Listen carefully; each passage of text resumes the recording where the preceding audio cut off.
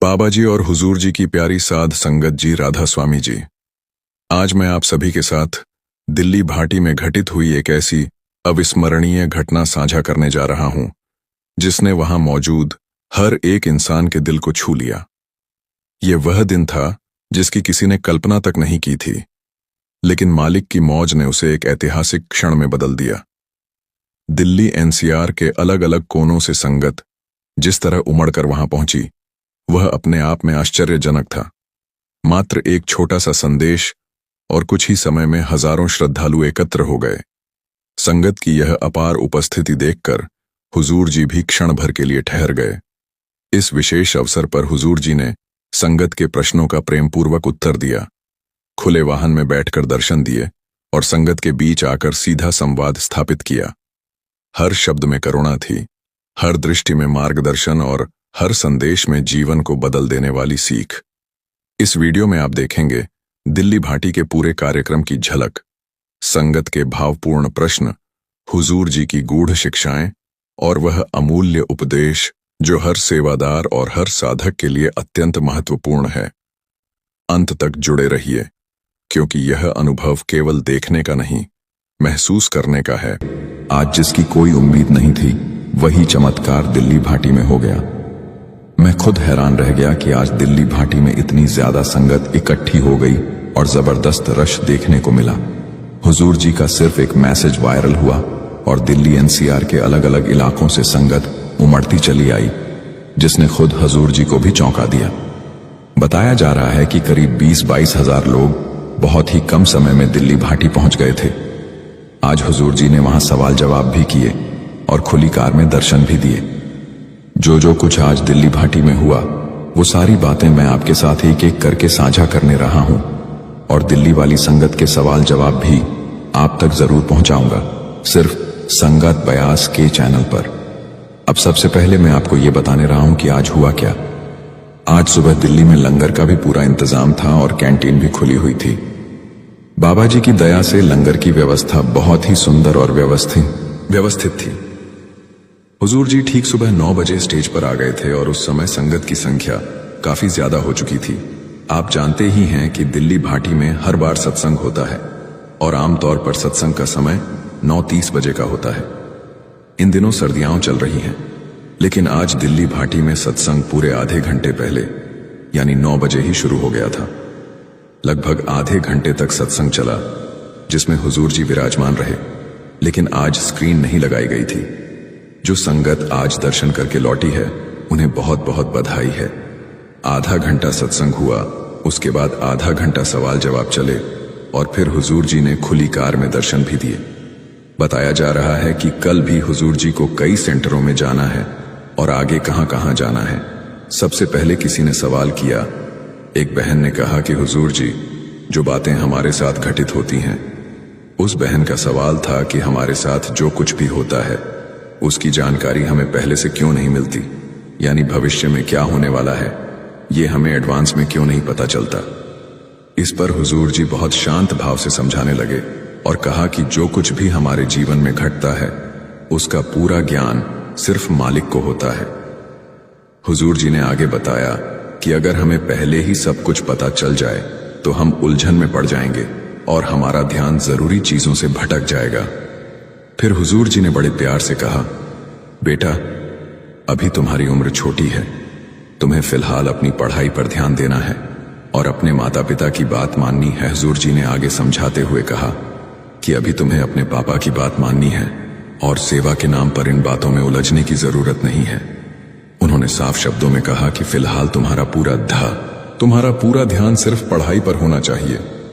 इसके बाद एक भाई खड़े हुए और बोले, हुजूर जी, मेरे मन में ये विचार आता है कि मैं ब्यास डेरा आकर हमेशा के लिए यानी परमानेंट सेवेदार बन जाऊं। मेरा दिल करता है कि मैं डेरा आकर यहीं बस जाऊं।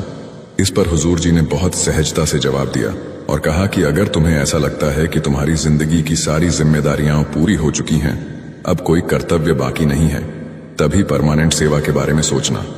अगर ऐसा है तो तुम सेवा के लिए जरूर आ सकते हो। इसके बाद हुजूर जी ने और भी गहरी बात समझाई। उन्होंने कहा कि हम जो भी काम निष्काम भाव से करते हैं, वही सच्ची सेवा बन जाता है। यह जरूरी नहीं है कि सेवा सिर्फ ब्यास आकर ही होती है।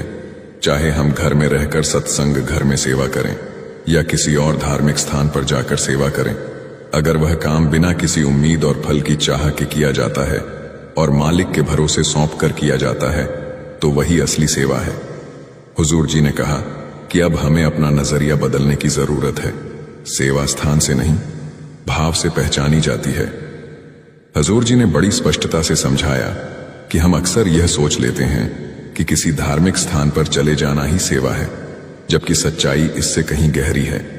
उन्होंने कहा कि इस संसार के सारे काम उसी मालिक के हैं और जिस काम को हम उसका समझकर करते हैं वही असली सेवा बन जाता है।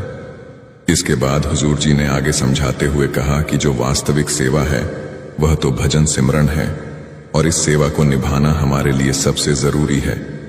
यह सेवा हम कहीं भी बैठकर कर सकते हैं, अपने घर में रहकर भी पूरी जिम्मेदारी के साथ निभा सकते हैं। परिवार को छोड़कर डेरा चले जाना ही सेवा नहीं कहलाता। इसलिए बाबा जी ने जो सेवा हमें दी है यानी भजन और सिमरन, उसी को पहले पूरी निष्ठा से निभाने की कोशिश करनी है। हुजूर जी ने कहा कि भजन सिमरन की इस सेवा को सबसे पहले पूरा करना हमारा कर्तव्य है।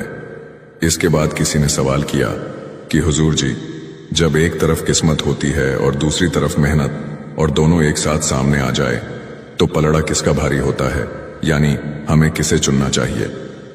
इस पर हुजूर जी ने बिना रुके जवाब दिया कि पलड़ा हमेशा मेहनत का ही भारी होता है। उन्होंने आगे समझाया कि कई बार हम पूरी मेहनत करते हैं लेकिन फिर भी हमें हमारी उम्मीद के मुताबिक परिणाम नहीं मिल पाता। ऐसा इसलिए होता है क्योंकि कभी कभी हमारे पुराने कर्म भारी होते हैं और वही हमारे रास्ते में रुकावट बनकर सामने आ जाते हैं। हुजूर जी ने आगे समझाया कि कई बार हमारे पुराने कर्मों के कारण हमारी मेहनत थोड़ी फीकी पड़ जाती है, लेकिन इसका यह मतलब बिल्कुल नहीं है कि जो मेहनत हमने की है वह बेकार चली गई। उन्होंने कहा कि हर मेहनत हमें कुछ न कुछ सिखाती जरूर है। हुजूर जी ने साफ शब्दों में बताया कि मेहनत के बल पर हम वह भी हासिल कर सकते हैं जो शायद हमारी किस्मत में लिखा हुआ नहीं होता। तभी वही बहन जी फिर बोली कि कई बार ऐसा भी देखने में आता है कि कोई इंसान बिना मेहनत किए सिर्फ किस्मत के सहारे सब कुछ पा लेता है। हुजूर जी, ऐसा क्यों होता है? इस सवाल पर सच्चे पातशाह ने बड़े सहज भाव से कहा कि यह भी किस्मत का ही खेल होता है। हुजूर जी ने समझाया कि जो चीज जिस तरह से हमारी किस्मत में लिखी होती है, कई बार वह हमें बिना मेहनत किए भी मिल जाती है। लेकिन उन्होंने साथ ही यह भी जोड़ा कि जो चीज बिना मेहनत के मिल जाती है उसकी कदर हम अक्सर नहीं कर पाते और यह इंसानी स्वभाव है। अंत में हुजूर जी ने कहा कि असली बात नजरिया बदलने की है। जब हम जिंदगी के सफर पर चलते हैं तो इस जीवन में हमारा मुकाम समय समय पर बदलता रहता है। हुजूर जी ने समझाते हुए कहा कि जैसे आज हमारा मुकाम यह है कि हम पढ़ लिख कर कुछ अच्छा करें, कुछ बने और जीवन में आगे बढ़ें।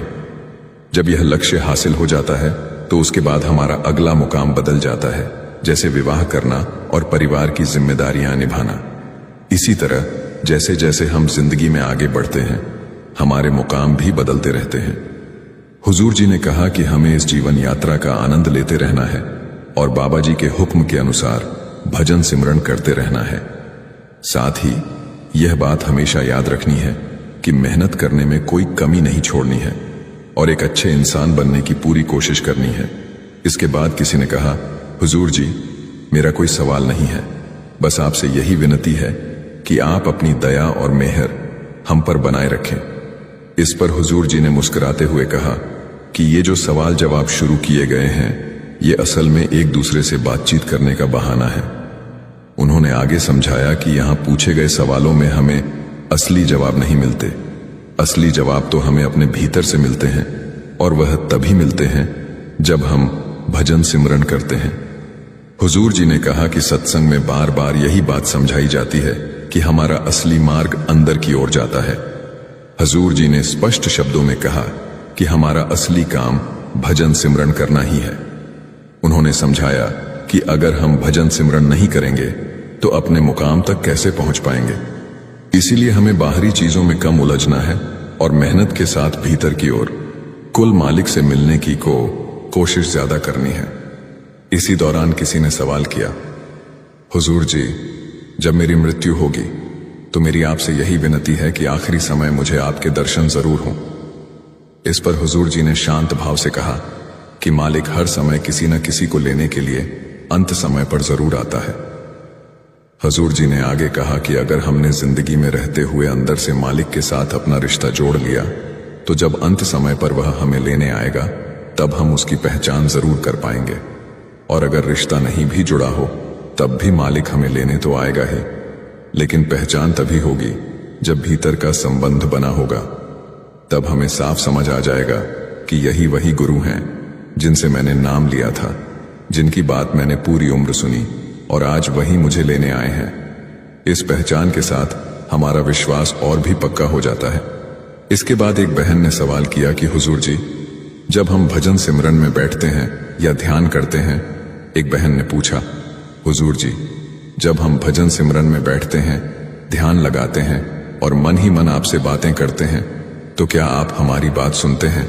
क्या हमारी अरदास आप तक पहुंचती है? इस पर हुजूर जी मुस्कुराए और बोले, जो बातें हम सत्संग में कहते हैं, चाहे वह मैं कहूं या बाबा जी कहें, क्या तुम उन्हें सुनते हो? बहन ने तुरंत कहा, हां जी। इतना सुनते ही हुजूर जी ने हंसते हुए सबको हंसा दिया और बोले, फिर समझ लो बाबाओं के पास स्पेशल पावर होती है। उन्होंने मजाकिया अंदाज में कहा कि जब बीबियां दिल से अरदास करती हैं तो वह सबसे पहले बाबाओं तक ही पहुंचती है। इतनी बात सुनते ही पूरा पंडाल ठाकों से गूंज उठा और संगत हंसने लगी। फिर वही बहन दोबारा बोली, हुजूर जी, हमें अंदर से दर्शन दे दीजिए। इस पर हुजूर जी ने बड़े प्रेम से कहा, मेहनत करो, भजन सिमरन करो। जब समय आएगा और मालिक हमें योग्य समझेगा तब अंदर के दर्शन भी अपने आप हो जाएंगे। इसके बाद किसी ने सवाल किया कि हुजूर जी, जैसे आप और बाबा जी पूर्ण संत सतगुरु हैं, तो पूर्ण संत सतगुरु को पूरी तरह समर्पण कैसे किया जाए? हुजूर जी ने उत्तर दिया कि जब हमारे भीतर यह विश्वास पक्का हो जाएगा कि मालिक हमारे साथ है, अंग संग है, उसी दिन सच्चा समर्पण अपने आप हो जाएगा।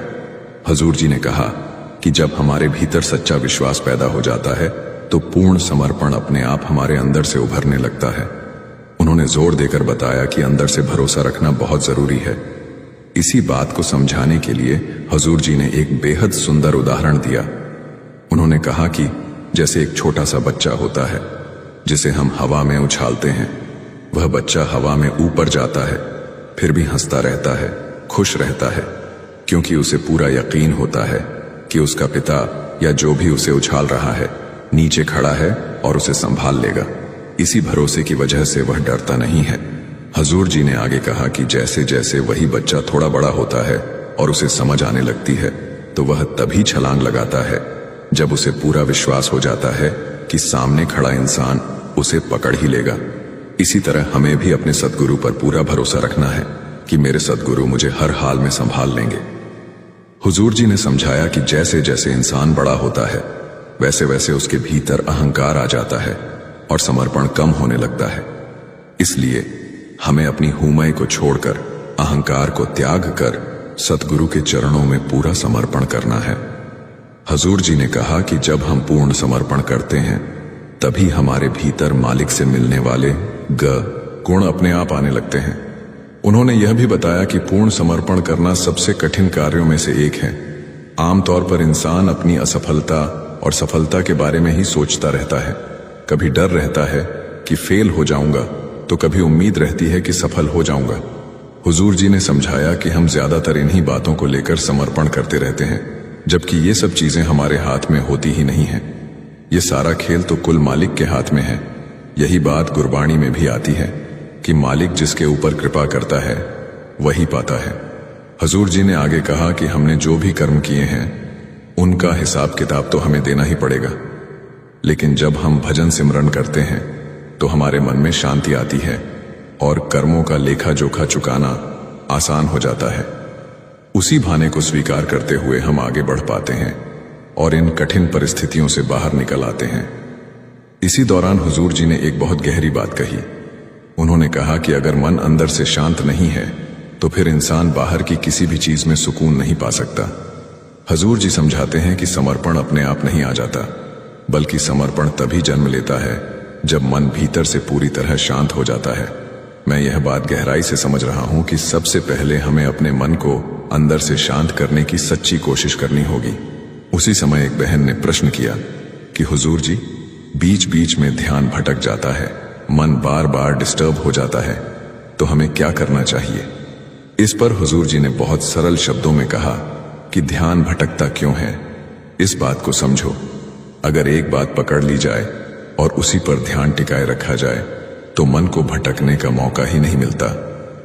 हुजूर जी आगे समझाते हैं कि कई बार हम 3, 4 या 5 घंटे एक ही उलझन में लगाए रहते हैं, लेकिन उसका कोई हल नहीं निकलता।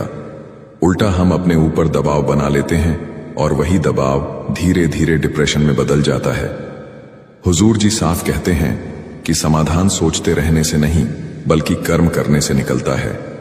जब हम सही करनी करते हैं तो अपने आप समाधान की दिशा में आगे बढ़ने लगते हैं।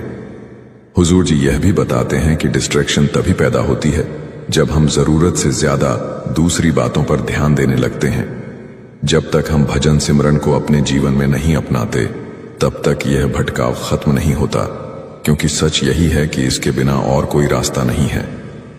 हुजूर जी बताते हैं कि जब हम किसी बात को जरूरत से ज्यादा महत्व दे देते हैं तभी हमारे भीतर डिस्ट्रैक्शन पैदा होती है।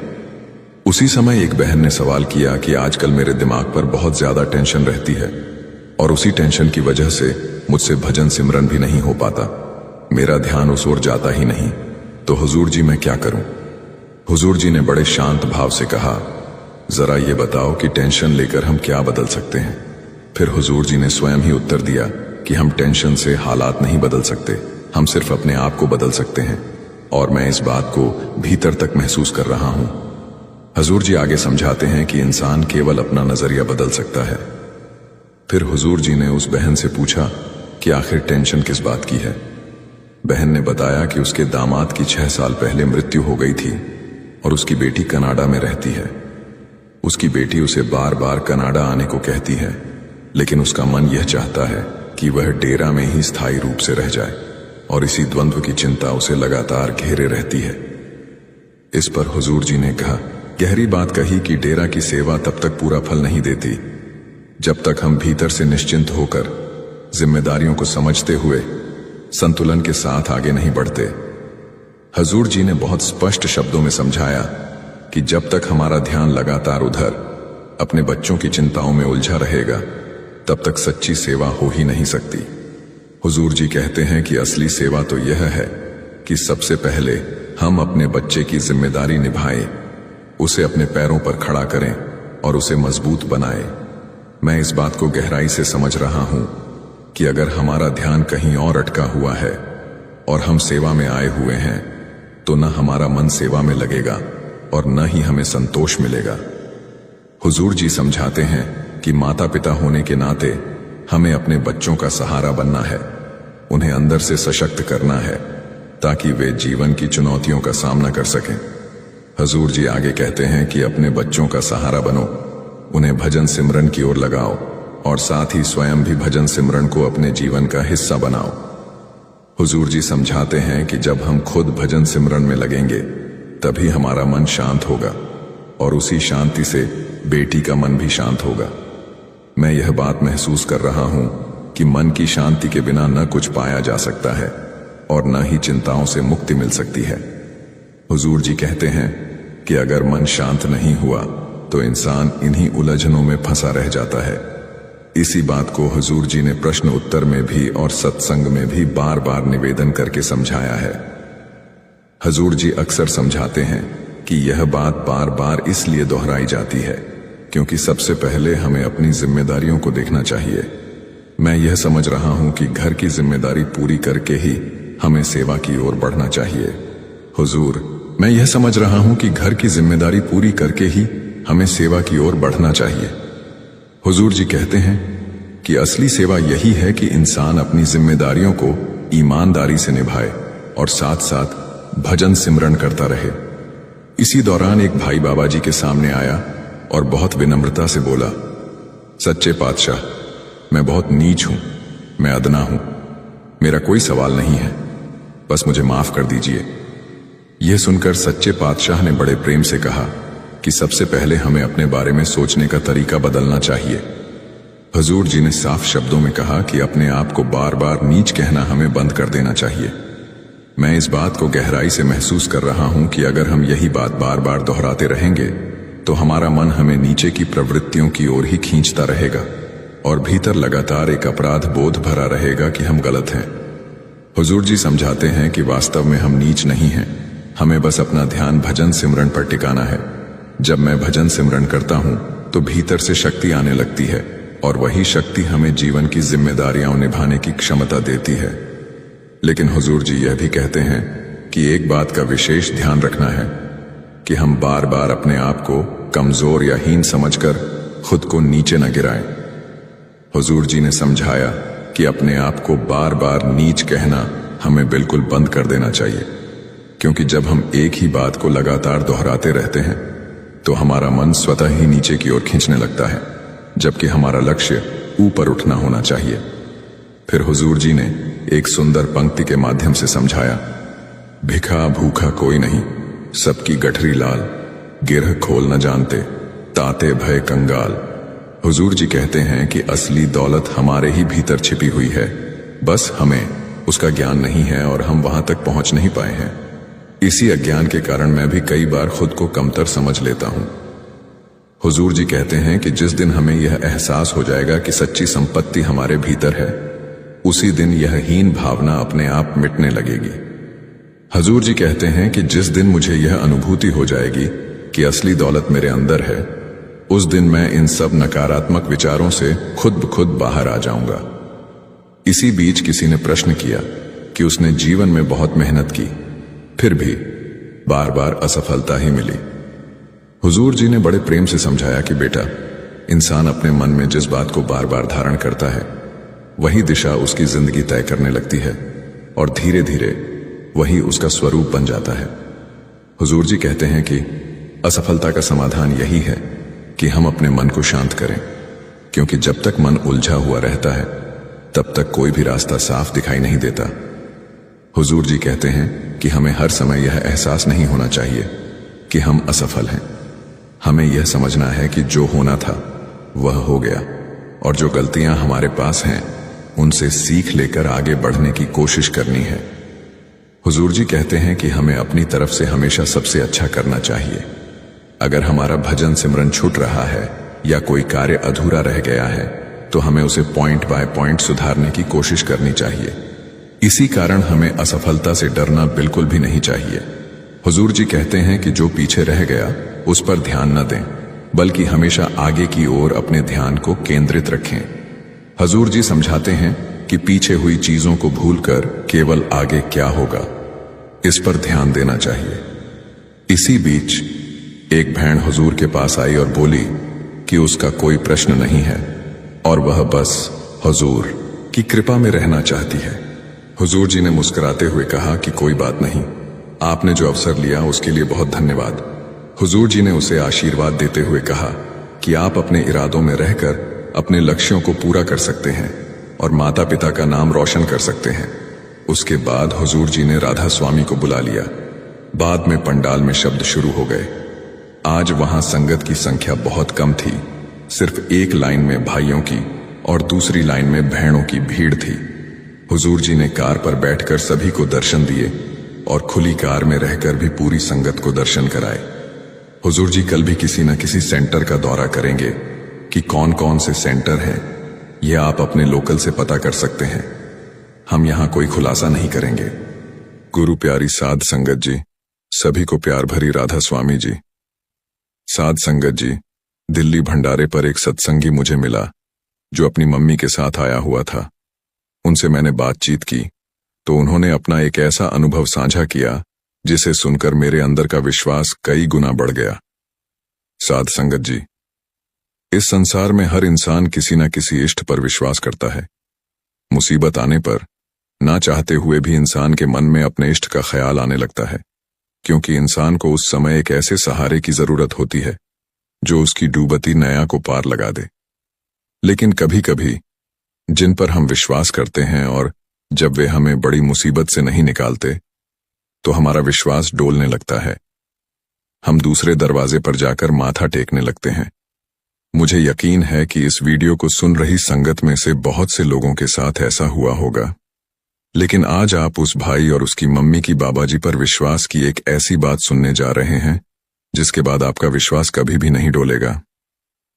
उस भाई की मम्मी ने अपने लड़के की तरफ इशारा करते हुए बताया कि कुछ समय पहले हमारा विश्वास बाबाजी पर से बिल्कुल खत्म हो गया था। जब मैंने उनसे सारी बात पूछी तो उन्होंने बताया कि हम अपने लड़के को अमेरिका भेजना चाहते थे। इसके कुछ दोस्त पहले से वहां जा चुके हैं और वहां जाकर सेटल भी हो चुके हैं। इसके दोस्त इसको भी वहां आने को कई बार कह चुके हैं। एक दिन जब मेरे पति ने मेरे बेटे के दोस्तों से फोन पर अमेरिका में बात की तो उनकी बातें सुनकर मेरे पति को भी लगने लगा कि हमें भी अपने बेटे को अच्छे भविष्य के लिए विदेश भेज देना चाहिए। मेरे लड़के ने जब 12वीं की पढ़ाई पूरी कर ली तो हम एक एजेंट से मिले। एजेंट ने हमें कहा कि लगभग 25 लाख का खर्च आएगा और हम आपके बेटे को विदेश में भेज देंगे। 25 लाख कोई छोटी रकम नहीं थी, लेकिन फिर भी हमने अपने बच्चे के भविष्य के लिए पैसों का इंतजाम किया। सबसे पहले एजेंट ने हमसे सिर्फ वीजा की फीस ली और सारे कागज पूरे करने के बाद हमारे बेटे का वीजा अप्लाई कर दिया। कुछ ही दिन में उनका जवाब आ गया और उन्होंने वीजा कैंसिल कर दिया। हम थोड़ा घबरा गए थे क्योंकि अब हम भी अपने बेटे के विदेश में जाकर सेट होने के सपने देखने लगे थे। जब वीजा कैंसिल होने की रिपोर्ट आई तो हमें लगा कि हमारे सपने तो एक पल में ही टूट गए। फिर एजेंट ने हमें कहा, आप चिंता न करें, अमेरिका का वीजा इतनी आसानी से नहीं मिलता। कई बार तो 3 से 4 बार अप्लाई करना पड़ जाता है। एजेंट ने कैंसिल होने के पीछे का कारण समझकर जो भी जरूरी दस्तावेज चाहिए थे वो सब हमसे लिए और फिर से वीजा अप्लाई कर दिया। एजेंट ने इस बार हमें कहा, इस बार वीजा हर हाल में लग जाएगा। लेकिन 10 दिन के बाद फिर से उन्होंने वीजा कैंसिल कर दिया। एजेंट भी अब परेशान हो गया और इसी एजेंट ने तीसरी बार फिर से वीजा अप्लाई किया, लेकिन तीसरी बार भी वीजा कैंसिल हो गया।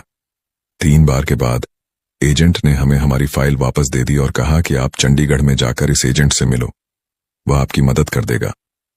उसने हमें चंडीगढ़ के किसी एजेंट का पता बताया।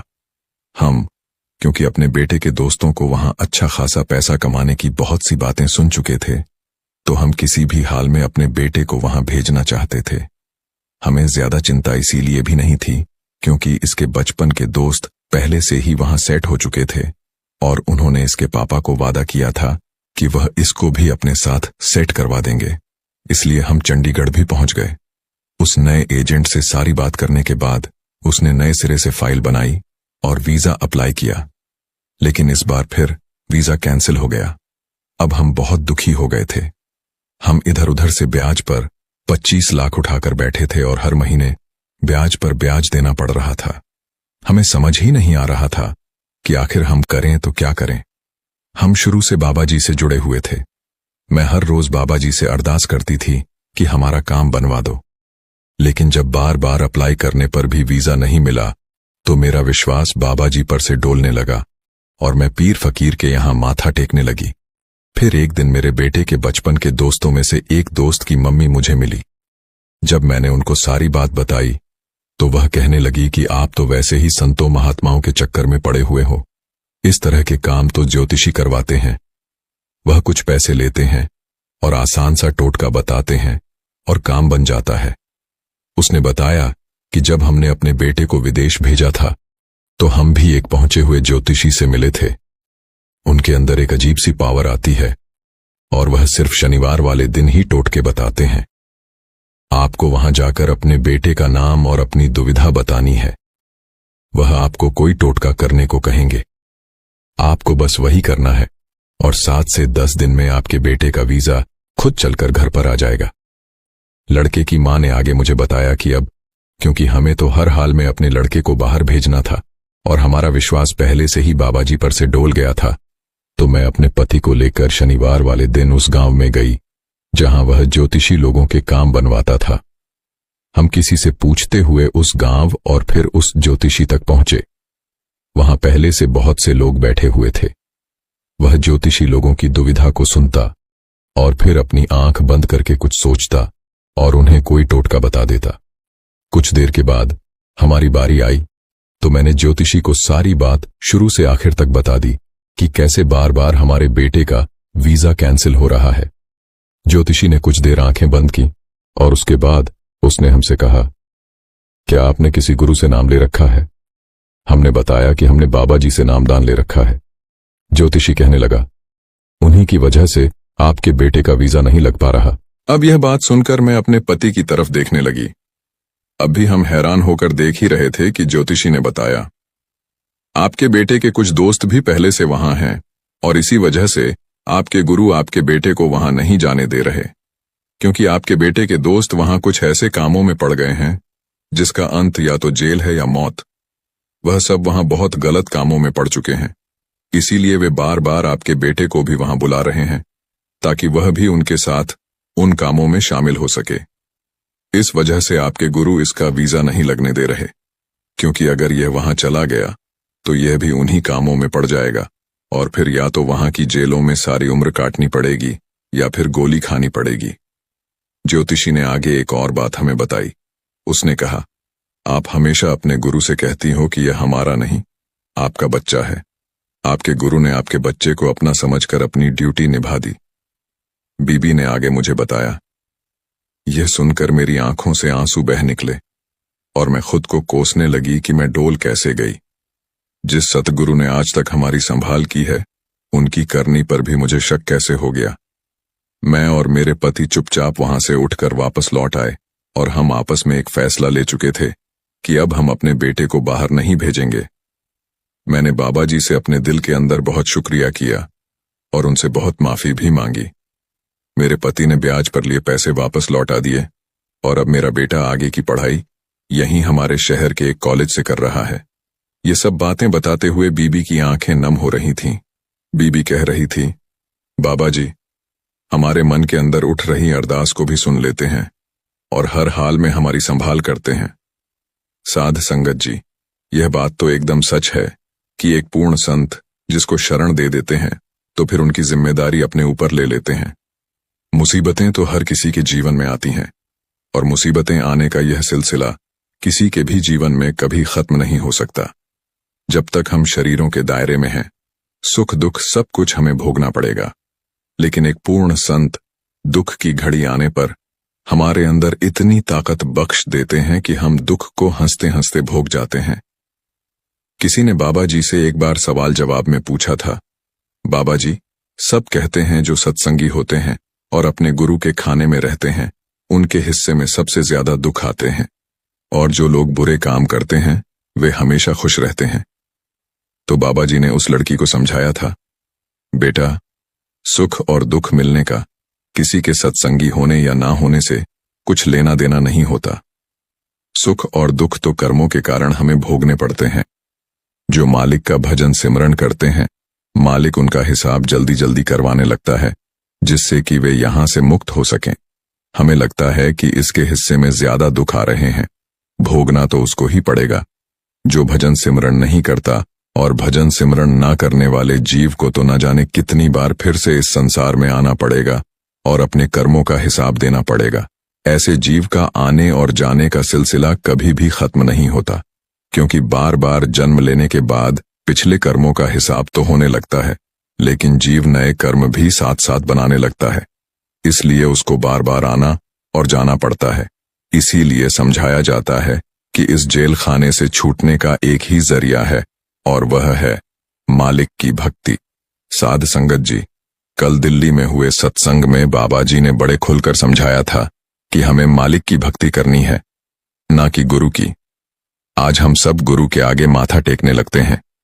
क्या ऐसा करने से हमारे कर्मों का हिसाब खत्म हो पाएगा?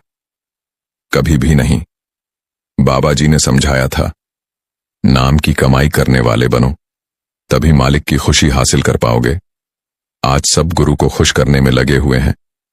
कोई गुरु के दर्शन करके हाथ ऊपर उठा रहा है तो कोई माथा टेक रहा है। परमार्थ को हमने तमाशा बनाकर रख दिया है। गुरु प्यारी साध संगत जी, अब हम एक ऐसी अद्भुत प्रार्थना के बारे में चर्चा करेंगे जिसे खुद बाबा जी ने साध संगत को बताया है। यह प्रार्थना इतनी शक्तिशाली है कि इसे करने से आपके जीवन के सभी दुख धीरे धीरे दूर होने लगते हैं और मालिक की अनंत कृपा आप पर बरसने लगती है। जो भी इस प्रार्थना को सच्चे दिल से हर रोज सुबह और शाम मालिक को याद करते हुए दोहराता है, उसके जीवन में चमत्कारी बदलाव आने लगते हैं। मालिक ऐसी आत्मा को कभी किसी चीज की कमी महसूस नहीं होने देता। यह प्रार्थना केवल 6 शब्दों की है, लेकिन इसका असर आपके पूरे जीवन को बदलने की ताकत रखता है। इसे सच्चे विश्वास और भक्ति के साथ दोहराएं और देखें कि कैसे आपका जीवन एक नई दिशा में बढ़ने लगता है। आइए इस प्रार्थना का रहस्य जानें और इसे अपने जीवन में अपनाएं। इस प्रार्थना की गहराई और महत्ता को समझाने के लिए मैं आपको एक अद्भुत और दिल को छू लेने वाली घटना सुनाना चाहती हूं। यह घटना इस बात को उजागर करती है कि बाबा जी ने किस तरह संगत को इस प्रार्थना के बारे में बताया था। जब आप इस कहानी को सुनेंगे तो आपको इन 6 शब्दों की प्रार्थना का महत्व भी समझ में आएगा। इसके बाद आप निश्चित रूप से दिन में कम से कम 2 बार इसे बोलने की प्रेरणा महसूस करेंगे। साथ संगत जी बाबा जी के साथ एक बेहद प्यारा और निष्ठावान सेवादार था। वह पूरी लगन और प्रेम से सेवा करता था। बाबा जी की कृपा से उसके जीवन में ऐसा बदलाव आया जिसे देख हर कोई चमत्कृत हो गया। उसके जीवन में खुशहाली और शांति का जो प्रकाश फैला, वह सब उस प्रार्थना के कारण संभव हुआ जिसे बाबा जी ने उसे सिखाया था। आइए इस घटना को ध्यान से सुनें और समझें कि वह कौन सी प्रार्थना थी जिसने उसके जीवन को बदल दिया।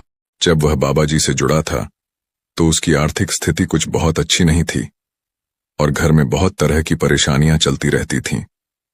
लेकिन बाबा जी ने इस भाई को वही 6 शब्द 2 बार बोलने को कहे। जब इसने वह शब्द बोले तो इस भाई और इसके परिवार के दिन बदलने लगे। गरीबी से अमीरी आते देर न लगी। मालिक ने इतना देना शुरू कर दिया कि इस भाई से संभाला ही नहीं जाता था। इस भाई ने डेरे में सेवा करने के साथ साथ एक व्यापार शुरू कर लिया। जब इसने शुरू किया था तब इसके बच्चे छोटे थे। मालिक की कृपा होती रही और बिजनेस में आए दिन तरक्की होने लगी। इस भाई ने बहुत सारी दौलत कमा ली। इसका असूल था कि जितनी भी कमाई होती उसका एक बड़ा हिस्सा यह परमार्थ में लगा देता था, क्योंकि इसका मानना था कि जिन्होंने मुझे इतना कुछ दिया है उनके घर जितना दे सकूं उतना थोड़ा होगा। यह अच्छी खासी रकम हर महीने परमार्थ में देता था। धीरे धीरे समय बीता और इसके दोनों बेटे बड़े हो गए। दोनों की शादियां करवा दी और दोनों ने इस भाई का बिजनेस संभालना शुरू कर दिया। जब दोनों बेटों ने बिजनेस की भाग दौड़ अपने कंधों पर ले ली तो इस भाई ने बिजनेस से रिटायरमेंट ले ली और ज्यादातर समय डेरे और सत्संग घर में सेवा करने लगा। समय आगे बढ़ा। अब क्योंकि शुरू से ही इस भाई का भजन, सुमिरन और सेवा बहुत ज्यादा रही थी, तो इसको एहसास हो गया कि अब जाने का समय नजदीक है। इसने अपने दोनों बेटों को अपने पास बुलाया और दोनों को एक बैंक अकाउंट की पासबुक देते हुए कहा, बेटा, यह बैंक अकाउंट मैंने आज तक तुम्हें नहीं बताया था। इस अकाउंट में जितने भी पैसे पड़े हैं वह मैंने इसीलिए अलग से जमा कर रखे थे कि कभी कोई बड़ी दिक्कत आए तो ये पैसे काम आ जाएंगे। लेकिन अब मेरा जाने का टाइम आ गया तो मैं इस अकाउंट को तुम दोनों के हवाले करता हूं। याद रखना, इस अकाउंट से पैसे तभी निकालना जब तुम्हें सच में इन पैसों की जरूरत हो। और हर रोज मालिक से 6 शब्द की यह प्रार्थना बोलना। सुबह शाम मालिक की याद में बैठना। इस प्रार्थना को बोलना तो मालिक तुम्हें कभी भी ऐसा दिन नहीं दिखाएगा कि तुम्हें इस बैंक अकाउंट से पैसे की जरूरत पड़ जाए। सेवादार भाई ने अपने दोनों बेटों को 6 शब्दों की प्रार्थना बताई और अब वह बिल्कुल निश्चिंत हो गया। जैसा कि सेवादार भाई को एहसास हो गया था, तो एक दिन सेवादार भाई ने चोला छोड़ दिया। परिवार वालों ने सेवादार भाई का संस्कार किया। उसके बाद दोनों बेटे फिर से अपने पिता के बिजनेस को संभालने में लग गए। बिजनेस में बिजी होने के कारण दोनों अपने पिता की बताई 6 शब्दों की प्रार्थना को ही भूल गए। पूरा दिन बस पैसा कमाने पर लगे रहते, परमार्थ की तरफ जरा सा भी ध्यान नहीं दिया। समय आगे बढ़ता गया और कई साल के बाद इन्हें बिजनेस में मोटे नुकसान होने लगे। इन्हें समझ ही नहीं आ रहा था कि बिजनेस में नुकसान क्यों हो रहे हैं। दोनों भाई परेशान रहने लगे और एक दिन बड़े भाई को पिता की बात याद आई कि पिता ने समझाया था कि 6 शब्दों की प्रार्थना को हर रोज बोलना है। अगर रोज बोलोगे तो मालिक की कृपा होती रहेगी। लेकिन इतने सालों के बाद दोनों बेटे उस प्रार्थना को ही भूल गए थे कि आखिर वह प्रार्थना और उसके शब्द कौन से थे।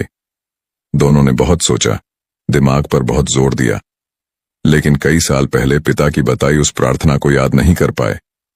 एक बार यह दोनों अपने घर बैठे हुए थे। इनके घर एक साधु महाराज जी भिक्षा मांगने के लिए गए। साधु ने जैसे ही उनके चेहरे को देखा तो साधु जी समझ गए कि यह परेशान है। साधु ने परेशानी का कारण पूछा तो दोनों बेटे ने कहा, आप एक साधु हो, आपको तो पता होगा कि वह कौन से 6 शब्दों की प्रार्थना होती है जिससे मालिक की कृपा होने लगती है। साधु कहने लगे, मैं तो एक ही प्रार्थना को जानता हूं, भगवान सबका भला करें। दोनों बेटे कहने लगे, जी नहीं, हमारे पिताजी ने तो कुछ और प्रार्थना बताई थी जो 6 शब्दों की थी। साधु महाराज जी कहने लगे, आप मंदिर में किसी अच्छे पंडित से मिलो, ऐसी किसी प्रार्थना के बारे में पंडित जरूर जानता होगा। तो साधु की सलाह पर दोनों एक मंदिर में पहुंचे और यही सवाल पंडित से पूछने लगे। पंडित जी ने कहा, जी, मुझे तो आरती के बारे में पता है और मैं तो हर रोज यही आरती प्रार्थना के रूप में करता हूं। दोनों भाई वहां से भी मायूस होकर वापस लौट आए। दोनों भाइयों ने अपने पिता के कमरे में जाकर उनकी अलमारी में रखी किताबें और कागज देखने शुरू कर दिए। उन्हें लग रहा था कि पिताजी ने उस प्रार्थना को जरूर कहीं न कहीं लिख रखा होगा, लेकिन बहुत देर ढूंढने के बाद उन्हें कुछ नहीं मिला। फिर किसी की सलाह पर दोनों गुरुद्वारे चले गए और वहां पाठी साहब से वही सवाल पूछने लगे। पाठी साहब ने कहा, मैं तो सिर्फ एक प्रार्थना के बारे में जानता हूं और वह है सतनाम श्री वाहेगुरु। दोनों भाई कहने लगे, जी, लेकिन हमारे पिताजी वाली प्रार्थना 6 शब्दों की थी। साहब ने कहा, जी, उसके बारे में तो मैं नहीं जानता। बहुत भड़काने के बाद एक दिन दोनों भाई डेरे पहुंचे और मन को शांत करने के लिए बाबा जी के सवाल जवाब प्रोग्राम में जाकर बैठ गए। बाबा जी ने संगत के सवालों के जवाब देने शुरू किए और एक भाई ने पूछा, बाबा जी, पैसों की वजह से मैं बड़ा दुखी रहता हूं। तो इस भाई को जवाब देते हुए बाबा जी ने उसे समझाया, बेटा, मालिक ने जो दिया है, जितना दिया है, उसका शुक्र करो। मालिक से सुबह शाम अरदास करो, हे मेरे मालिक, तेरा शुक्र है। मालिक से कभी शिकायत मत करो। जैसे ही दोनों ने बाबा जी की बात सुनी तो दोनों एक दूसरे को देखने लगे और दोनों के चेहरे पर मुस्कान आ गई। पंडाल से बाहर आने के बाद दोनों ने एक दूसरे से कहा, यही प्रार्थना तो पिताजी देकर गए थे, हे मेरे मालिक, तेरा शुक्र है। दोनों की खुशी का ठिकाना न रहा। दोनों इतने दिनों से भटक रहे थे और बाबा जी के सवाल जवाब कार्यक्रम में दोनों को उनके सवाल का जवाब मिल गया। दोनों वापस घर आए और हर वक्त मन में प्रार्थना करते रहते। खाना खाते तो प्रार्थना, घर से निकलते तो यही प्रार्थना। ऐसा कोई काम नहीं था जो ये दोनों इस प्रार्थना के बिना करते थे। समय बीता और इनके दिन फिर से बदलने लगे। फिर से बिजनेस में फायदे चलने लगे। साध संगत जी, बाबा जी न जाने हजारों बार संगत को कह चुके हैं कि मालिक सुख दे तो शुक्र करो, दुख दे तो सब्र करो, मालिक पर विश्वास करो। साध संगत जी, जो भी संगत हर वक्त यह प्रार्थना दोहराता है, मेरे मालिक तेरा शुक्र है, उसके पास मालिक कभी किसी चीज की कमी नहीं होने देता। और जो इंसान हर वक्त मालिक से शिकायत करता रहता है, उसके पास से मालिक सब कुछ वापस ले लेता है। एक बार बाबा जी ने संगत को कहा था कि कोई कहने लगा, मेरे पास जूते नहीं हैं। फिर मैंने किसी को देखा, उसके पास पैर नहीं है।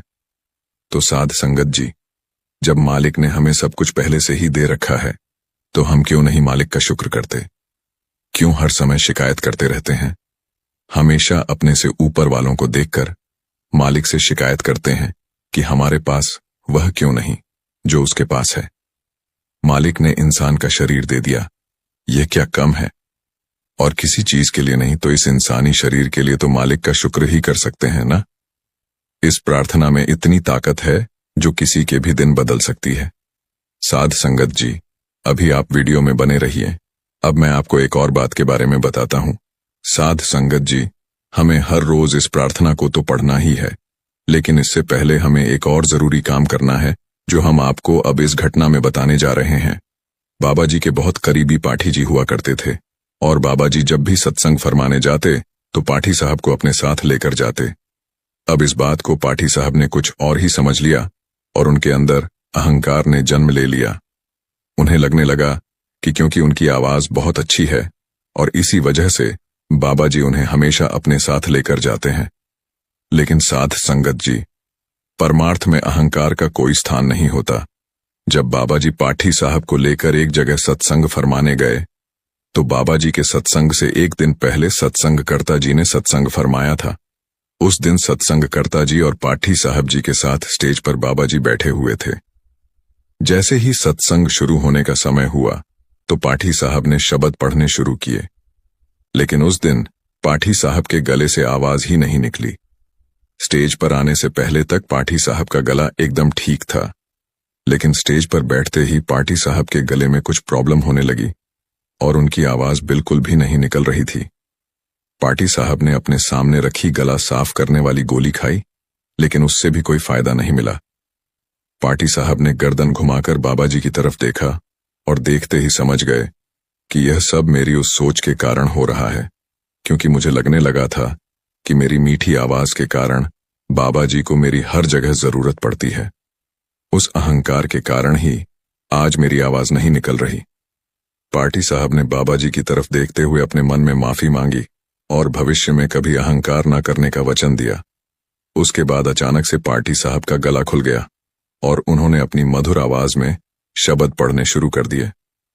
साध संगत जी, इस बात को बताने का मेरा मकसद सिर्फ इतना था कि इस वीडियो में पहले बताई गई प्रार्थना को बोलने से पहले हमें अपने अंदर के अहंकार, क्रोध और लालच को निकालकर बाहर फेंकना होगा।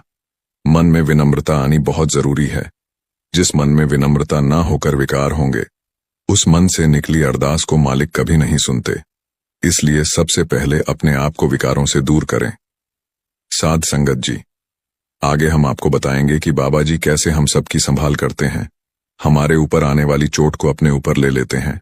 आज मैं आपको ऐसी ही एक घटना के बारे में बताने जा रहा हूं जब बाबा जी की बाजू से खून बह निकल रहा था। साध संगत जी, अक्सर जब भी घर परिवार में कोई शुभ कार्य करना होता है तो हर इंसान सबसे पहले अपने इष्ट का ध्यान करता है। जो लोग मंदिरों में जाते हैं वह शुभ कार्य का पहला कदम भगवान की मूर्ति पर अर्पित करते हैं। ईसाई लोग चर्च में अर्पित करते हैं क्योंकि इंसान को अपने इष्ट पर पूरा विश्वास होता है और किसी भी शुभ काम की शुरुआत अगर इस तरीके से की जाती है तो उस काम में बरकत होती है।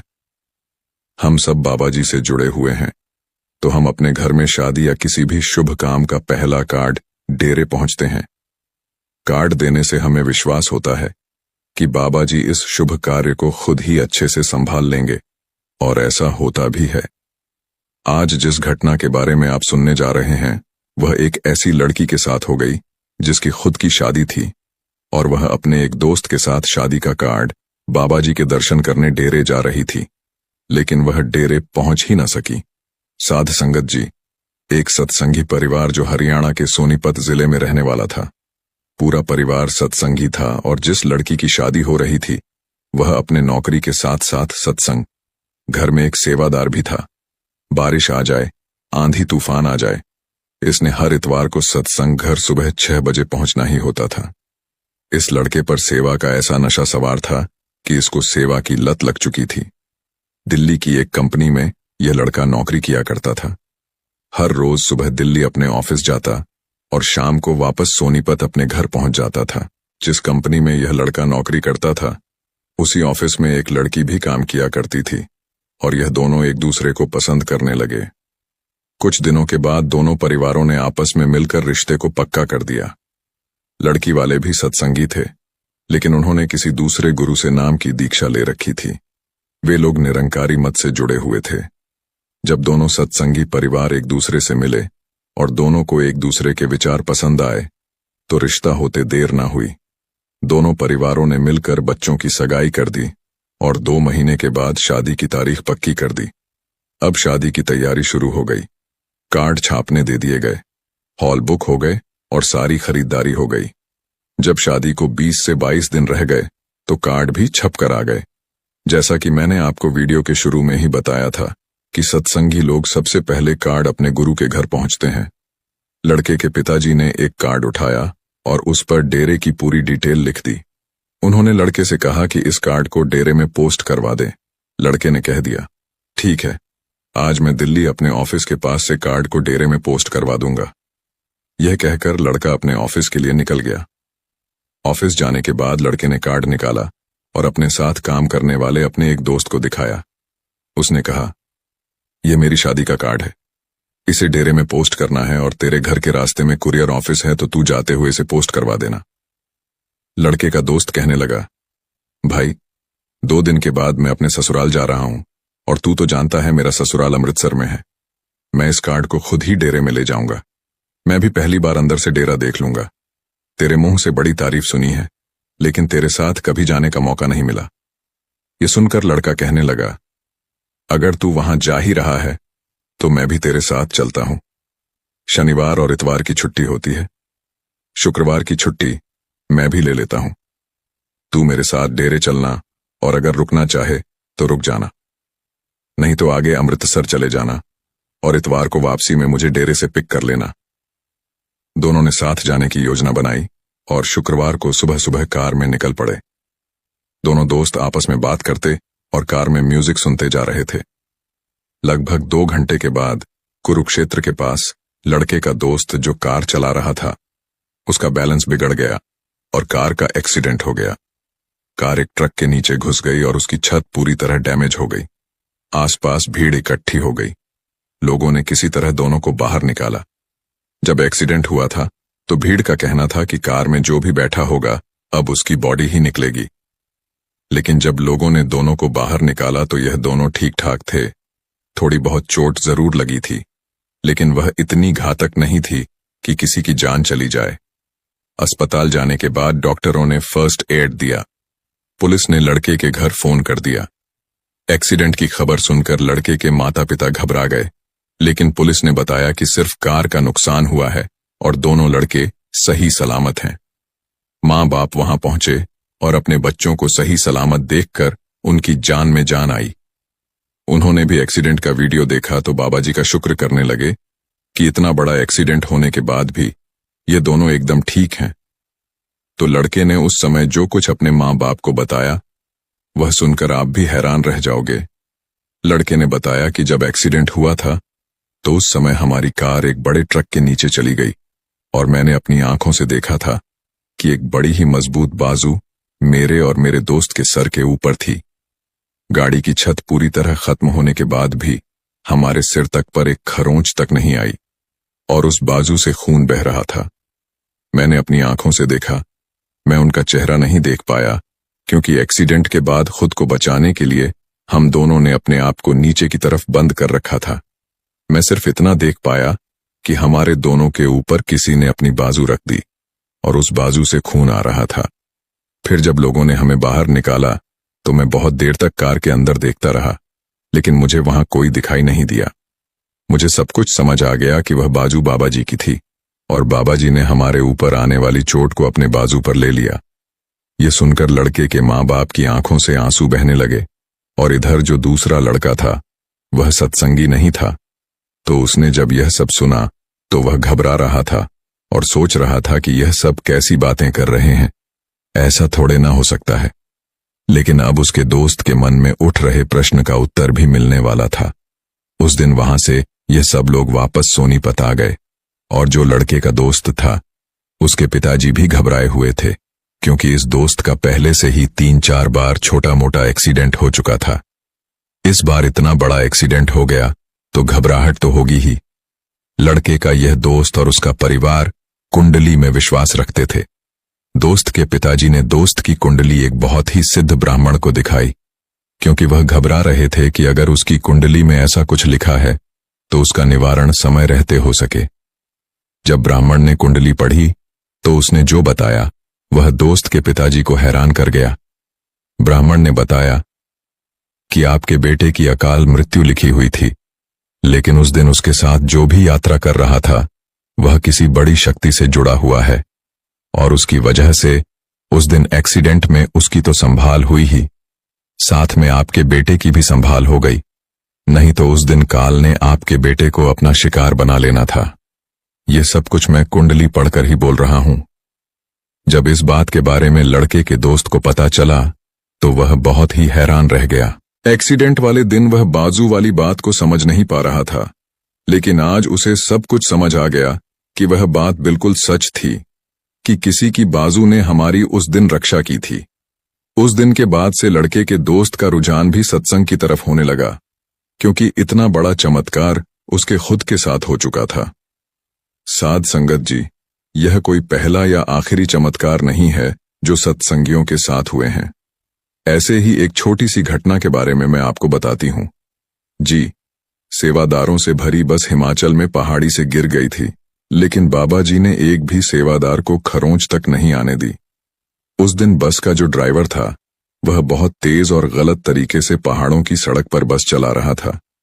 अंदर बैठे सेवादारों ने बहुत बार ड्राइवर को रोका, लेकिन वह फिर भी नहीं माना और कुछ देर बाद उसका बैलेंस बिगड़ गया और बस एक खाई में जाकर फंस गई।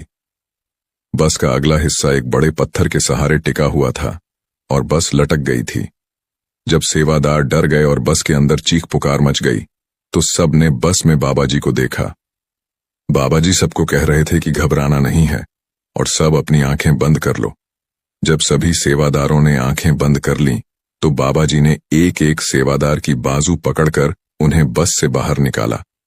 जब सभी सेवादार बाहर आ गए तो सब बस की तरफ देखने लगे, लेकिन बहुत देर तक देखने के बाद भी बाबा जी उन्हें फिर दोबारा दिखाई नहीं दिए।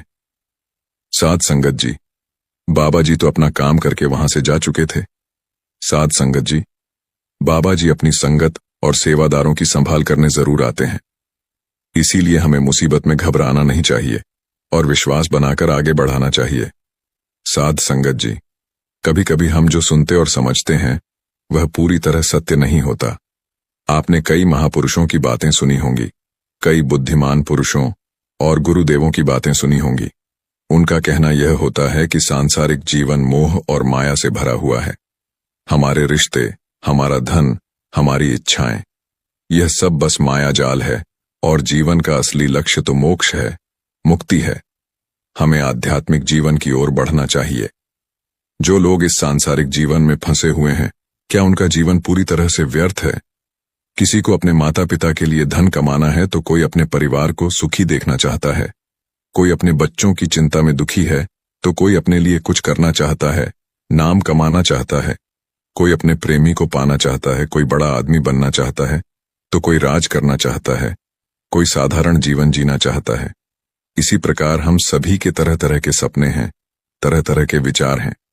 हम सभी को अपने जीवन में कुछ ना कुछ तो चाहिए ही। साध संगत जी, एक नगर में एक धर्मराज नाम का आदमी रहता था।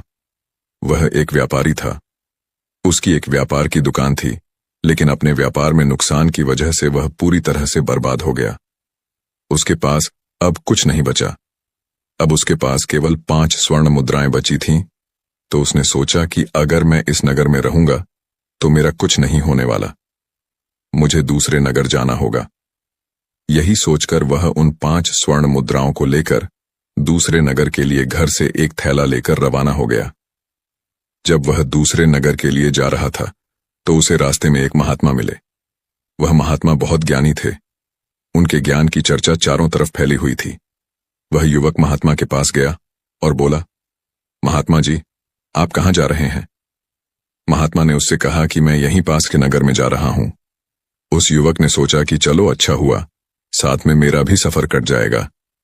महात्मा ने उस युवक से पूछा कि भंते, तुम कहाँ जा रहे हो? तब उस युवक ने कहा कि महाराज, मैं पास के नगर में व्यापार करने के लिए जा रहा हूं।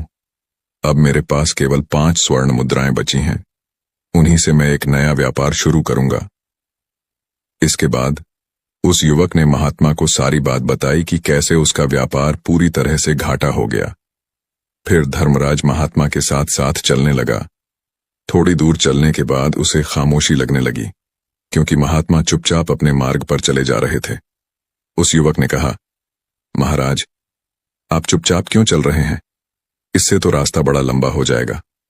आप मुझे कोई ऐसी कहानी सुनाई है ना, जिससे यह सफर आराम से कट जाए और मेरे मन को शांति मिल जाए।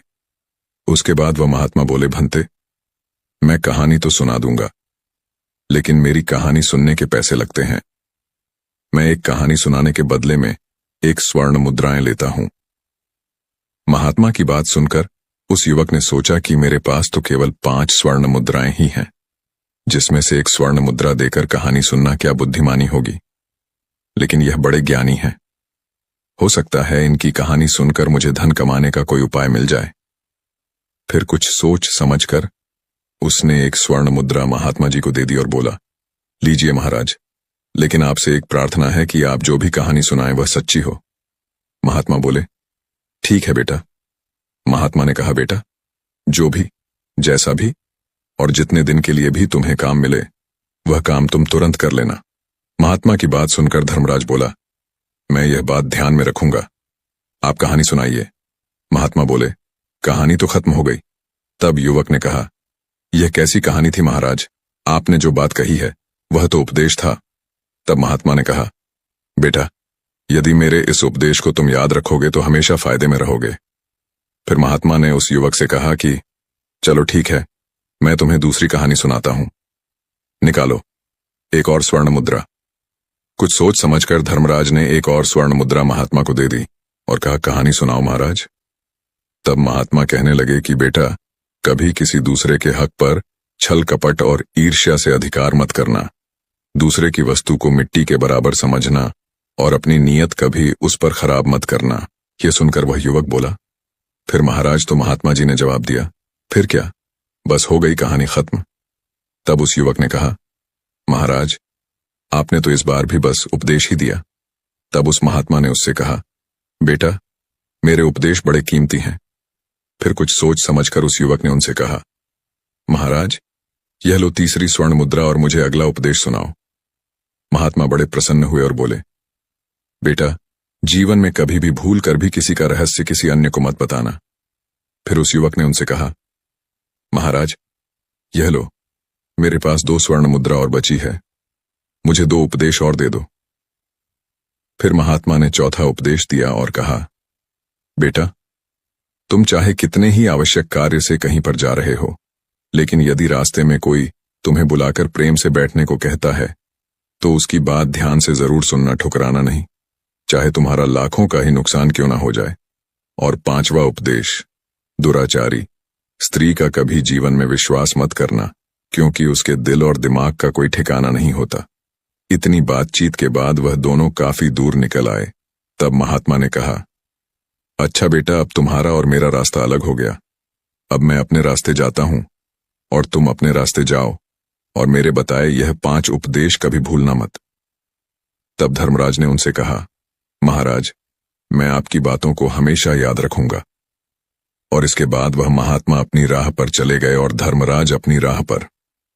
अब धर्मराज सोच रहा था कि महात्मा की कही गई बातें अवश्य ही उपयोगी सिद्ध होंगी, परंतु महाराज, मुझे यह उपदेश बिना कोई पैसे लिए भी तो बता सकते थे। आखिर उन्होंने मुझसे पैसे क्यों लिए?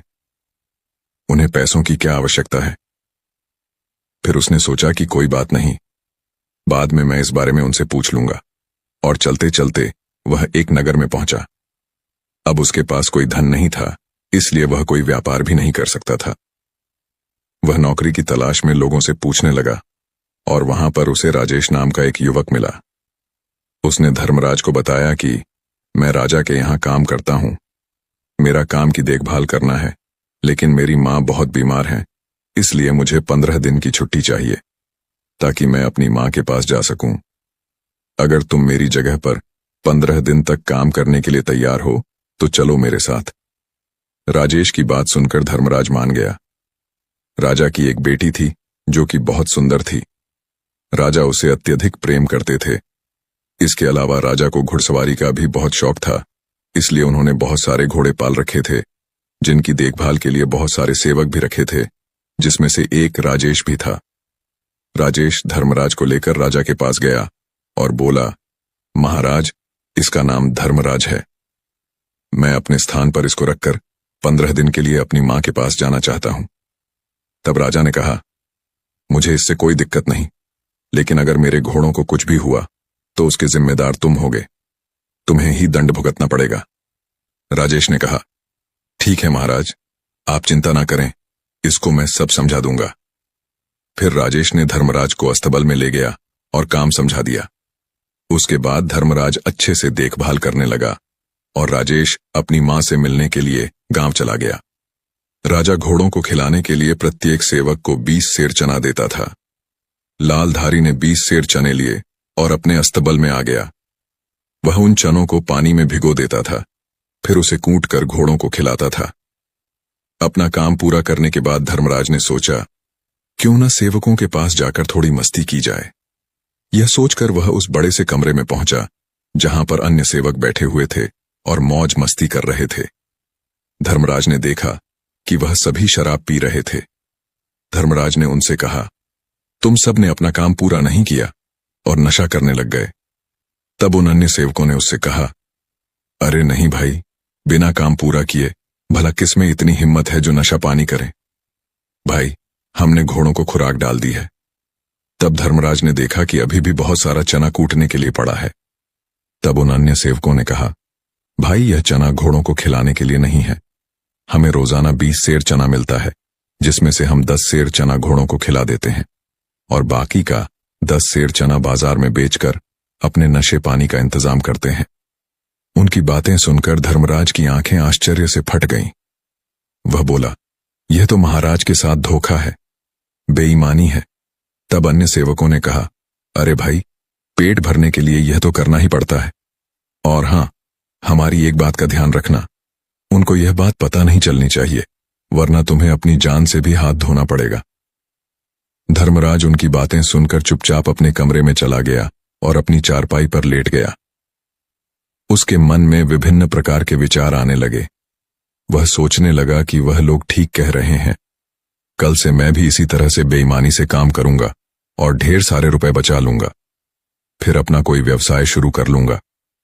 लेकिन तभी उन महात्मा के द्वारा कही गई दूसरी बात उसके कानों में गूंजने लगी, बेटा, किसी दूसरे के ऊपर छल कपट से अपना अधिकार मत करना। दूसरे की वस्तु को मिट्टी के बराबर ही समझना। उसके ऊपर अपनी नीयत कभी खराब मत करना। यह सोचकर वह बोला, नहीं नहीं, मैं ऐसा नहीं करूंगा। अगले दिन से धर्मराज अपना काम पूरी ईमानदारी से करने लगा। उसकी अच्छी देखभाल से उसके घोड़े 1 महीने के भीतर ही अस्तबल के सबसे सुंदर और तंदुरुस्त और ताकतवर घोड़े बन गए। एक दिन दरबार में राजा ने अपने मंत्री से कहा, मंत्री जी, बहुत दिन हो गए, मैंने अपने प्रिय घोड़ा को नहीं देखा। आप सेवकों को यह कह दो कि वह सब अपने घोड़ों को लेकर शाही मैदान में आ जाए। मैं कल अपने घोड़े को देखना चाहता हूं। अगले दिन सुबह धर्मराज सहित सभी सेवक अपने अपने घोड़ों को नहला धुलाकर शाही मैदान में पहुंच गए और महाराज सभी घोड़ों का निरीक्षण करने लगे। महाराज ने देखा कि उनके सभी घोड़े बिल्कुल स्वस्थ दिख रहे हैं। यह देखकर महाराज को बड़ा ही क्रोध आ रहा था। उन्होंने मंत्री से कहा, मंत्री जी, हमारे सारे घोड़े तो बहुत सुंदर और ताकतवर थे, यह इतने अस्वस्थ और बीमार कैसे हो गए? तभी मंत्री ने कहा, महाराज, मुझे लगता है सभी सेवकों ने इनकी देखभाल अच्छे से नहीं की। इसके बाद राजा आगे बढ़े तो उन्होंने देखा कि धर्मराज के घोड़े ही स्वस्थ और तंदुरुस्त हैं। यह देखकर राजा की आंखों में चमक आ गई और धर्मराज से बोले, तुम कल राजमहल में आओ, मुझे तुमसे कुछ बात करनी है। राजा का आदेश पाकर अगले दिन धर्मराज राजमहल पहुंचा। राजा ने उससे पूछा, सेवकों के घोड़े इतने अस्वस्थ क्यों हैं, जबकि सबको एक सा भोजन दिया जाता है, सबकी एक सी देखभाल होती है? तब कुछ सोच समझकर धर्मराज ने कहा, महाराज, मैं तभी जवाब दे सकता हूं जब बाकी सभी सेवक यहां पर मौजूद हों। इसके बाद राजा ने कहा, ठीक है, सभी सेवकों को यहां पर बुलाया जाए। राजा की आज्ञा पाकर सभी सेवक वहां पर आ पहुंचे। तब राजा ने कहा, अब बताओ। धर्मराज ने कहा, बात यह है महाराज कि यह सभी सेवक बड़े बेईमान और धोखेबाज हैं। आपकी आज्ञा यह थी कि सभी घोड़ों को 20 शेर चना खिलाना है, लेकिन यह लोग केवल 10 शेर चना ही घोड़ों को खिलाते थे और बाकी का 10 शेर चना बाजार में बेच देते थे। लेकिन मैंने ऐसा नहीं किया। मैंने 20 शेर चना रोजाना घोड़ों को खिलाया है, इसीलिए मेरे घोड़े सुंदर, तंदुरुस्त और ताकतवर हैं। धर्मराज की बात सुनकर महाराज को क्रोध आ गया।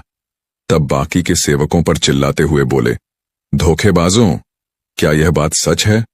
जवाब दो, वरना मैं तुम्हारी गर्दन अभी धड़ से अलग कर दूंगा। राजा का क्रोध देखकर सभी सेवक डर के मारे कांपने लगे और बोले, क्षमा करें महाराज, क्षमा करें, हमसे गलती हो गई। हम विश्वास दिलाते हैं कि अब कभी ऐसी गलती दोबारा नहीं होगी। तब धर्मराज कहता है, महाराज, मैं आपसे यही कहना चाहता हूं कि इस बार आप इन्हें क्षमा कर दीजिए। धर्मराज के कहने पर महाराज ने उनको माफ कर दिया और धर्मराज से कहा, मैं आज से तुम्हें अस्तबल का मुख्य निरीक्षक घोषित करता हूं। आज से तुम्हारा काम इन सभी की हरकतों पर निगरानी रखने का होगा, जिसकी पगार में तुम्हें 500 स्वर्ण मुद्रा मिलेंगी और साथ ही भोजन और रहने का स्थान भी मिलेगा। यदि इनमें से अब की बार कोई मुट्ठी भर चना भी गायब करे तो इसकी सूचना मुझे देना। राजा ने धर्मराज को एक अंगूठी दी और कहा, तुम इस अंगूठी को दिखाकर बिना किसी रोक टोक के मुझसे मिलने राजमहल में आ सकते हो। इसके बाद धर्मराज के सभी सेवक महल से बाहर आ गए। तब धर्मराज सेवकों से कहता है, भाई, इस बार तो मैंने तुम्हें बचा लिया, लेकिन अगली बार तुमने कोई गड़बड़ी की तो तुम्हें कठोर दंड मिलेगा। तब यह सुनकर सभी सेवकों ने एक साथ कहा कि नहीं सरकार, अब कोई गड़बड़ी नहीं होगी। उस दिन के बाद से फिर किसी सेवक ने कोई भी बेईमानी नहीं की और पूरी ईमानदारी से अपने काम में लग गए। इसका परिणाम यह हुआ कि जल्द ही सारे घोड़े तंदुरुस्त और स्वस्थ दिखाई देने लगे। यह देखकर राजा भी बड़े प्रसन्न हो गए। कुछ ही दिन बीतने के बाद राजेश भी अपने गांव से वापस लौट आया। उसने जब घोड़ों को देखा तो वह हैरान रह गया, क्योंकि सब घोड़े बड़े ही सुंदर और ताकतवर नजर आ रहे थे। तभी बाकी सेवकों ने राजेश को घेर लिया और सारी कहानी सुनाई कि किस तरह धर्मराज ने बेईमानी पकड़ ली और खुद मुख्य निरीक्षक बन गया। उनकी बात सुनकर राजेश ने कहा, अब मैं वापस आ गया हूं, तुम लोग चिंता मत करो। इसके बाद राजेश अपने कमरे में चला गया। उसने देखा कि कमरा बहुत साफ सुथरा था। इसके बाद वह एक तरफ अपने बिस्तर पर लेट गया। धर्मराज उसको देखकर बड़ा खुश हुआ और उससे बोला, राजेश भाई, तुम कब आए? राजेश ने कहा, मैं अभी कुछ देर पहले ही आया हूं। इसके बाद दोनों आपस में बात करने लगे। तब धर्मराज ने सारी घटना बताई जो राजेश पहले से ही जान चुका था। इसके बाद दोनों ने भोजन किया और अपने अपने बिस्तर पर लेट गए। राजेश को नींद नहीं आ रही थी, बिजली कड़क रही थी और इधर राजमहल में राजकुमारी को नींद नहीं आ रही थी। वह अपने कमरे में इधर उधर घूम रही थी। फिर उसने अपने कमरे के एक तख्ते को हटाया जिसके नीचे एक गुप्त रास्ता था। वह तुरंत उस गुप्त रास्ते की सीढ़ियों से नीचे उतरने लगी। उधर तेज बिजली कड़कने की आवाज सुनकर धर्मराज की नींद खुल गई।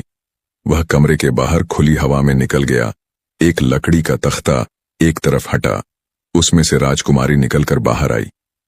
असल में यह उसी गुप्त रास्ते का दूसरा हिस्सा था जो राजकुमारी के कमरे से लेकर राजेश के कमरे तक खुलता था। इस गुप्त रास्ते से राजकुमारी निकली और देखा तो राजेश कमरे में अकेला सो रहा था। उसने राजेश को उठाने लगी। राजेश घबराकर उठ गया और बोला, राजकुमारी, तुम इस समय यहां क्यों आई हो? जल्दी वापस लौट जाओ, यहां पर धर्मराज है। राजेश ने देखा कि धर्मराज कमरे में नहीं है। राजकुमारी बोली, कौन? धर्मराज। राजेश ने राजकुमारी को धर्मराज के बारे में सब बता दिया। असल बात यह थी कि राजेश और राजकुमारी का प्रेम प्रसंग चल रहा था, जिसके बारे में किसी को कोई सूचना नहीं थी। राजकुमारी ने कहा, तुम चिंता मत करो राजेश, मेरे रहते हुए तुम्हें कोई नीचा नहीं दिखा सकता है। तुम कल सुबह देखना कि मैं उसे कैसे मजा सिखाती हूं। इधर जब धर्मराज कमरे में वापस लौटा तो कमरे के भीतर से आवाजें आ रही थीं। आवाजों को सुनकर वह हैरान रह गया और अपने कमरे के बाहर खड़ा होकर सोचने लगा कि इतनी रात में राजेश किस स्त्री से बातें कर रहा है। दरवाजा बंद था, इसलिए धर्मराज ने भीतर की तरफ झांका और राजकुमारी को देखकर वह हैरान रह गया और सोचने लगा, हे भगवान, यह मैं क्या देख रहा हूं? इतनी रात को राजकुमारी सेवक राजेश के साथ क्या कर रही है? मुझे इसी समय महाराज को यह खबर बता देनी चाहिए। यह राजेश तो महाराज की पगड़ी उछालना चाहता है।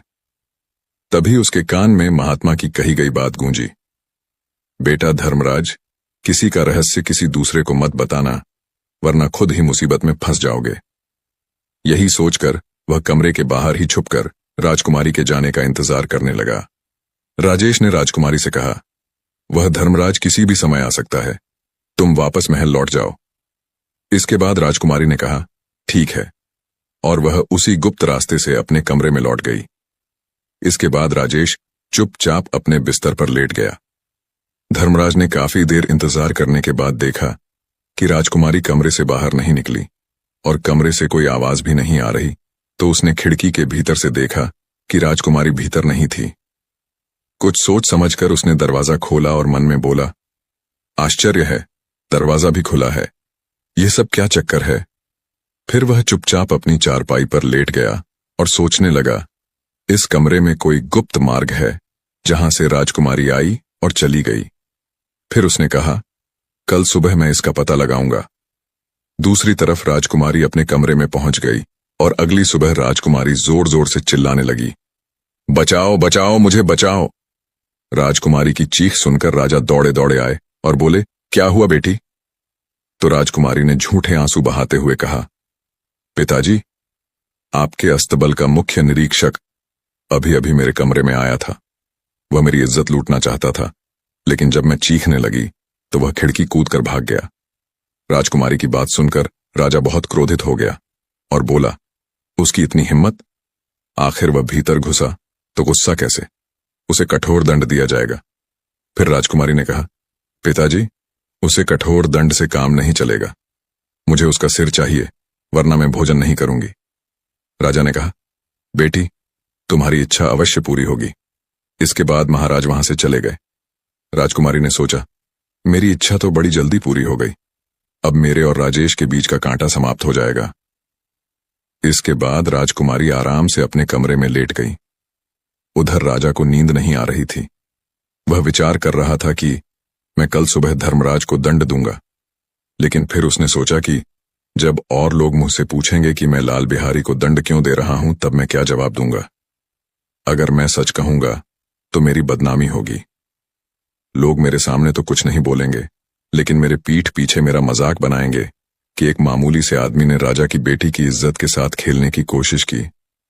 यही सोचकर राजा खामोश हो गया। तब उसके मन में एक योजना आई कि मैं गुप्त तरीके से धर्मराज को मरवा देता हूं, किसी को पता भी नहीं चलेगा और मेरा काम भी हो जाएगा। इसके बाद सुबह होने पर राजा नसीम कसाई के पास गया और उससे बोला, नसीम, तुम्हें मेरा एक काम करना है। नसीम ने कहा, आज्ञा करो महाराज। तब महाराज ने कहा, तुम्हें एक व्यक्ति का सिर काटना है। यह सुनकर नसीम बोला, नहीं महाराज, मैं ऐसा नहीं कर सकता। लेकिन फिर राजा की आज्ञा पाकर उसे ऐसा करना पड़ा। तब राजा ने कहा कि मैं अभी तुम्हारे पास एक युवक को भेजूंगा, तुम किसी भी बहाने से उसे अपने कारखाने के अंदर ले जाकर उसका सर काट देना। इसके बाद मैं तुम्हारे पास एक दूसरे युवक को भेजूंगा, उस युवक को तुम उसका कटा हुआ सिर देकर भेज देना। नसीम ने कहा, ठीक है महाराज। इसके बाद महाराज अपने महल वापस लौट आए और धर्मराज को बुलाया और कहा, धर्मराज, इसी वक्त नसीम कसाई के कारखाने जाओ, वहां पर तुम्हें वह जो भी चीज दे उसे लेकर मेरे पास आओ। राजा का आदेश पाते ही धर्मराज सोचने लगा, कसाई से क्या काम हो सकता है। लेकिन फिर उसने सोचा कि मुझे क्या, मुझे तो अपना काम करना है। जैसे ही वह कुछ दूर पहुंचा तो रास्ते में एक पेड़ के नीचे कुछ साधु बैठे हुए दिखाई दिए। वे आपस में धर्म उपदेश के ऊपर चर्चा कर रहे थे। लालधारी वहां जाकर खड़ा हो गया। तभी एक साधु ने कहा, बच्चा वहां खड़े क्यों हो, हमारे पास बैठ जाओ और कुछ देर तक उपदेशों का आनंद लो। तब धर्मराज बोला, गुरुदेव, मैं किसी जरूरी काम से जा रहा हूं, इसलिए रुक नहीं सकता। लेकिन जैसे ही उसने आगे कदम बढ़ाया तो उसके कानों में महात्मा द्वारा कही बात गूंजने लगी कि बेटा, तुम किसी आवश्यक कार्य से ही क्यों ना जा रहे हो, लेकिन यदि मार्ग में तुम्हें कोई प्रेम से बोले तो बैठकर उसकी बात अवश्य सुनना। उसकी बात ठुकराना नहीं, चाहे तुम्हारा लाखों का ही नुकसान क्यों ना हो रहा हो। यह विचार आते ही धर्मराज साधुओं के बीच बैठ गया और उनके द्वारा दिए जाने वाले उपदेश सुनने लगा। उधर राजा सोचने लगा कि नसीम कसाई के पास धर्मराज का सर लेने के लिए किसको भेजूं। तभी राजा की नजर राजेश पर पड़ी। उन्होंने राजेश को बुलाया और कहा, राजेश, तुम इसी वक्त नसीम कसाई के कारखाने में जाओ और जो भी चीज वह तुम्हें दे उसे लेकर मेरे पास आओ। इसके बाद राजेश राजा की आज्ञा पाकर तुरंत नसीम कसाई के पास पहुंच गया। उधर नसीम कसाई को लगा कि यही वह व्यक्ति है जिसका मुझे सिर काटना है। इसके बाद नसीम कसाई उसे चुपचाप अंदर ले गया और उससे कहा कि तुम्हारे पीछे जो बक्सा रखा है उसमें एक पोटली है, उसे निकाल दो। जैसे ही राजेश पीछे पलटा तो नसीम ने अपनी तेज धारदार तलवार से उसकी गर्दन काट दी और उस गर्दन को कपड़े में लपेट कर रख दिया और उसके धड़ को कहीं और छुपा दिया। इसके बाद उधर जब उपदेश खत्म हुआ तो धर्मराज कसाई के पास गया और बोला, महाराज ने कुछ सामान लाने के लिए बोला है, वह मुझे दे दो। नसीम ने सोचा कि यही वह दूसरा व्यक्ति है जिसको मुझे वह सर देना है। नसीम कसाई ने धर्मराज को वह कटा सर दे दिया और कहा, इसको ले जाकर महाराज को दे देना। धर्मराज कटे हुए सिर को लेकर महाराज के पास पहुंचा। जैसे ही महाराज और राजकुमारी ने धर्मराज को देखा तो वह दंग रह गए। धर्मराज ने कहा, महाराज, आपने मुझे नसीम कसाई के पास भेजा था, लेकिन मैं रास्ते में किसी वजह से मुझे देरी हो गई, इसीलिए मुझे आने में थोड़ा समय लग गया। धर्मराज की बात सुनकर राजा को समझते देर नहीं लगी कि धर्मराज की जगह राजेश कसाई के पास पहले पहुंच गया। इसके बाद राजा ने कहा कि तुम्हारे हाथ में क्या है? तो धर्मराज बोला, खोल कर दिखाता हूं महाराज। जैसे ही धर्मराज ने थैला खोलकर दिखाया जिसमें राजेश का सर था, यह देखकर राजकुमारी जोर जोर से रोने लगी और कहने लगी, मेरे प्रिय, तुम मुझे छोड़कर क्यों चले गए? मुझे क्या पता था कि मेरी चाल तुम्हारी ही जान ले लेगी। ये सुनकर राजा ने कहा, बेटी तुम ये क्या कह रही हो? तब राजकुमारी ने कहा, पिताजी मुझे माफ कर दीजिए, यह सब मेरे ही कर्मों का नतीजा है। मैं धर्मराज को मरवाना चाहती थी। उसने फिर पूरी बात राजा को बताई तो राजा को बहुत दुख हुआ कि यह सब षड्यंत्र राजकुमारी का ही था, धर्मराज को मरवाने का। उसके बाद राजा ने हमेशा के लिए धर्मराज को अपने यहां काम पर रख लिया। इसलिए कभी भी किसी के लिए बुरा मत सोचो, क्योंकि आप किसी के लिए बुरा सोचोगे तो सबसे पहले आपके साथ ही बुरा होगा। हम दूसरों का बुरा चाहकर अपना भला कभी नहीं